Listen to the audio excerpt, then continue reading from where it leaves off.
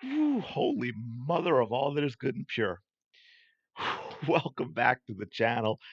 Hope you're having a fantastic day. Thanks for checking out this video. Just got finished watching the Dallas Wings Indiana Fever game. So much to talk about. But wow, where to begin? So for the WNBA, it was a great game. That's that's the type of basketball you're going to with which you're going to bring in new fans that will stick around if they can get that on a consistent basis. It was a complete embarrassment for the Indiana Fever. Christy Sides, I know it's the brick wall thing, banging my head against the brick wall, beating a dead horse, whatever it is you want to call it, but it's just getting so ridiculous at this point that she has to go. She's a terrible coach. They were not ready for the beginning of this game. They once again started with this slow half court nonsense and got down 16 points very quickly. 100% that is on Christy Sides. That's just absolutely awful. Uh, I will say this, another thing that hurt them, the officiating was absolutely terrible. Terrible. It's to the point where we need investigations because we have to look into things like gambling. That's how bad the officiating is. There's no excuses for officiating to be that bad. And where it hurt the most as far as the Fever was Boston getting into foul trouble because she had an absolute monster first half. She was 7 for 8, 20 points, 5 rebounds, and 3 blocks in the first half alone, to go with Clark's 14 points, 8 assists, and 3 rebounds. And she should have had 12 assists easily in that first half. But let's start with a couple of the good things. Unfortunately, with the team and the coach, she's not going to win enough games to be in it. But two things. Let me back up first. This idea, I swear, it's like Caitlin Clark got sick of hearing this she can only shoot the three nonsense, and we're seeing with her passing game. And by the way, I said in a video about a month ago, she is the best passer the WNBA has ever had. And of course, I got the idiots and the fools and the trolls saying how ridiculous that was. Stop it. Stop it. She's the best passer the WNBA has ever had. She made that very clear tonight. Yes, she is in the MVP conversation without a doubt. But like I said, unfortunately, this team is inept. The coach is inept. She won't win enough games to be able to be considered the MVP. But as a individual player, she 100% has to be in that conversation. The other thing I was going to mention about the she can only shoot the three things besides the passing is she got to the basket so many times tonight. She got tough layups. She was people saying she can only shoot the three and she's not physical enough, not built for the league, not quick enough. I'm sorry, but she's embarrassing players off the dribble. And her ability to keep her dribble alive to create opportunities is absolutely fantastic. Haven't seen another player in the WNBA be like that. She had layups. She finished at the rim multiple times where she got the old fashioned and one. I think she missed a free throw, so she didn't get it, but you know what I mean. She got the bucket and the foul. She also in the second half she hit a nice little. She didn't get all the way to the basket, but she hit kind of a nice little leaning jump shot. It was a very physical play, but so she's clearly in the MVP conversation. Her and Boston were absolute beasts tonight. Unfortunately, Aliyah was limited a little in the second half because of the foul trouble that was ridiculous. They actually challenged one, should have easily been overturned, wasn't overturned. I don't believe that bucket at the end of the shot clock for the Wings should have counted, but it did. But they have other issues as well. But if we look here, I mean, look, Aliyah Boston, 28 points, 8 rebounds, 3 assists, 4 blocks. Caitlin Clark, 24 points. By the way, she shot 10 of 19, even though she was only 2 of 9 from three. Struggling. I think this break's going to work wonders for her because she clearly is struggling with her legs on the three the last few games, but 10 of 19 from the field, which means what? She was 8 of 10 from 2-point range, grabbed 6 rebounds, and set a WNBA, not rookie record. She set that, I believe, with her 16th or 17th, but 19 assists in a game is a WNBA record. I believe this was her eighth double double. I think she has 3 of her last 4 games. She has 20 point, 10 assist double doubles. I mean, she's just tearing up the league. Melissa Smith looked like her girlfriend told her to throw the game tonight. I know you can say, oh, look at that 12 rebounds, but if you were watching this game, she was 5 of 12. She missed easy layups. She had another where she didn't get a chance to miss the layup because on a wide open breakaway, she had a ridiculous double dribble that never should have happened. Kelsey Mitchell was not very good tonight. I mean, I think she was a net negative. She's one of those that can always get a decent plus minus because she's usually sitting when Wheeler is in. Oh man, sorry. But yeah, and look, they shot, but you take away Caitlin Clark from the threes, they were still awful. The team was 6 of 25, 24% from three. So that means the rest of them made 4 out of what, 16? Is that right? Yeah, 4 out of 16 from three from a team that should be able to shoot the three. Samuelson was 1 for 6, and one of those makes was Aliyah Boston. Samuelson couldn't hit the three. Hull couldn't hit the three. Combined, they were 2 for 10, actually worse than Caitlin Clark from three, but they also didn't really hit anything else. Samuelson, that's all she took, so she was 1 of 6 overall. She was not good tonight. Lexi Hull, Lexi Hall was solid tonight. She just didn't shoot well, and I guess I could say that about Samuelson as well. Sorry, I keep scrolling because I'm trying to get Hull and Samuelson in there at the same time. But Hull was only 2 for 6, 1 of 4 from three. But this was just Dallas Wings have lost 17 of their last 19. 17 of their last 19. Absolutely ridiculous. And by the way, you can point them out, and I'm going to show you 2 actually. But I think in the first like first 5 or 6 minutes alone, you had 4 missed layups and Melissa Smith's double dribble before the layup. I mean, that's the game. Because don't forget, this ended up 101-93, but that's because the Fever started fouling. Right? It was what I think it was a 2-point game when that bucket was hit at the end of the shot clock, or was it a 4-point game? I think it was a 2-point game that made it 4. It might have been a 4 that made it 6. But then the Fever had to start fouling, and the Wings made their foul shots, and the Fever just so it was a closer game than the score looks because the Fever had to start fouling. But for example, let's see. I want to see if I can find this. Let's start with. Is this it? Yeah, let's start with this because this is the type of stuff, again, happened all season and happened way too many times tonight. So I'll just show you one. This continues to happen, and there is no excuse. And this is Lexi Hull, and she doesn't usually miss. And by the way, there were a couple by Melissa Smith just like that. But so that's just one example, but there were multiple ones. And then when we finally do make a layup, watch this one. We get the inbound pass. Everybody's playing, right? Boom.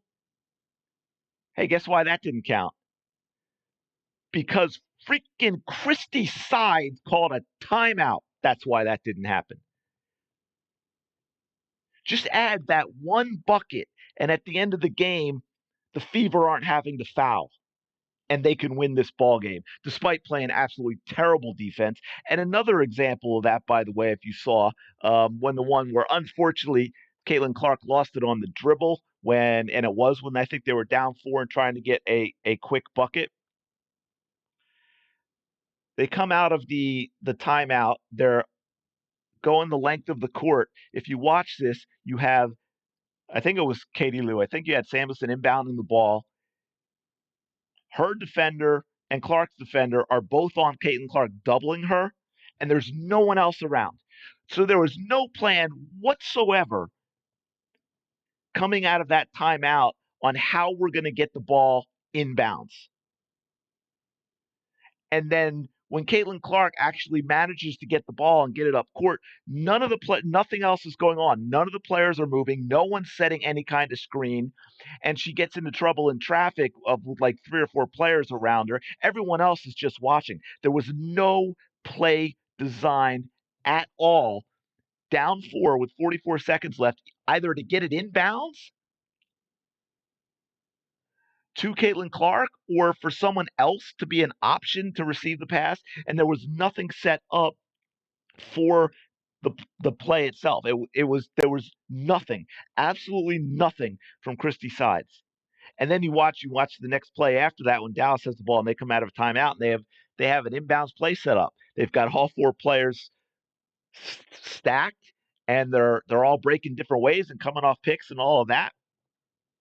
And then when it does get inbounded, it was you either foul right away or you force them into a bad shot if you think you have the time to do it. Instead, they waste a bunch of time and then Kelsey Mitchell fouls. Christie Sides has got to go. And this wasn't all on her. I mean, like I said, I know the 12 rebounds by Melissa Smith looks good. But if you watched her play, I mean, I was actually shocked she had 12 rebounds, and I'm watching the game and paying attention so I could do this video, and I can't believe she had 12 rebounds because she was not a factor in the game. She shot poorly, she missed open looks. She had, a couple of times she had turnovers because she thought she's the point guard and she's going to bring the ball up the court. They started slow again with the half court nonsense. They missed layups. I, I, but I want to show you a couple of good things though, and I'll probably have more tomorrow. But if you didn't see this, this was wow. I mean, and this is what I mean about Caitlin Clark too. No other player is going to try this, let alone pull it off. Not under the basket in the lane, the crowded situation where you're going to throw not just a bounce pass, but watch this bounce pass if you didn't see it. That's crazy. And then again, now she did get fouled, but you absolutely and Aliyah was upset after this, but I mean, she even moved into the player to get the contact. You absolutely have to make that. Have to make that. Um, and I'm sorry, I know it's Leah Boston and she had a great game, but and she'll probably say it too that she's got to make that. But and then just one other quick example, if you didn't see, because there are a lot of examples of this from this game, but this is Caitlin Clark off the dribble, creating her own stuff. By the way, and there's the pace. There's nothing from the rest of the team. They're all standing around watching, which happened too often. But she had to create that pace. I mean, they got down 16 in this game because they went with this slow half court nonsense again. By the way, I want to go back to the box score real quick because I didn't go over Dallas because, again, back to their defense. Look at this. Dallas, now the Fever shot well too from the field, 53.5%, but that's because Caitlin Clark had 19 assists. And for her assists, most of them they're either wide open threes, and there not many of those were hit tonight, or they're layups. So I mean, she probably should have had 25 or 26 assists tonight. But right, it's at 6 of 25 from 3, 24%. Dallas Wings 9 of 20, 45%. By the way, sorry, I just gave you a headache with the scrolling, but I meant to show this. The Fever also only 64.7% from the free throw line. Not going to get it done. Absolutely not going to get it done. Oh, my goodness. My goodness. But yeah, that is a game you can't lose. I mean, I think we have established Caitlin Clark is a superstar and an MVP candidate, and the Fever are capable of beating big teams. Like, I don't want to say they're horrible after what we just saw. They just beat the Liberty and the Lynx, but when you can't do this. You can't do this. And I don't know, do I have it up here? Do I have it up here? Okay. Since it's here, let's go to this real quick. So, in the last few games, they beat this team right here, the New York Liberty, who's 21-4 and 9-1 in their last 10. The one loss being to the Fever. They beat this team right here, Minnesota, the third team, well, tied with Seattle, 17-8. Although only 5-5 in their last 10, but still 17-8. However, while beating those two teams, they also beat this team, Phoenix Mercury. So that's 3 of the top 6.